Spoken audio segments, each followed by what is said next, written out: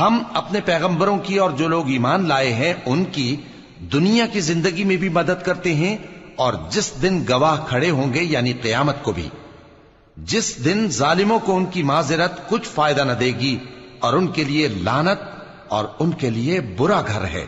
اور ہم نے موسیٰ کو ہدایت کی کتاب دی اور بنی اسرائیل کو اس کتاب کا وارث بنایا، جو عقل والوں کے لیے ہدایت اور نصیحت تھی۔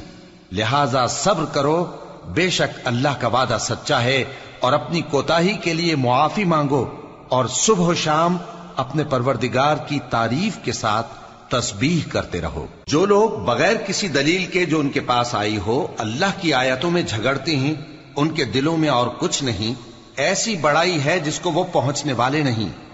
تو اللہ کی پناہ مانگو، بے شک وہ سننے والا ہے، دیکھنے والا ہے۔ آسمانوں اور زمین کا پیدا کرنا لوگوں کے پیدا کرنے کی نسبت بڑا کام ہے، لیکن اکثر لوگ نہیں جانتے۔ اور اندھا اور آنکھ والا برابر نہیں، اور نہ ایمان لانے والے نیکوکار اور نہ بدکار برابر ہیں۔ حقیقت یہ ہے کہ تم بہت کم غور کرتے ہو۔ قیامت تو آنے والی ہے، اس کے آنے میں کچھ شک نہیں، لیکن اکثر لوگ ایمان نہیں رکھتے۔ اور تمہارے پروردگار نے فرمایا ہے کہ تم مجھ سے دعا کرو، میں تمہاری دعا قبول کروں گا۔ جو لوگ میری عبادت سے ازراہ تکبر کتراتے ہیں، ان قریب جہنم میں ذلیل ہو کر داخل ہوں گے۔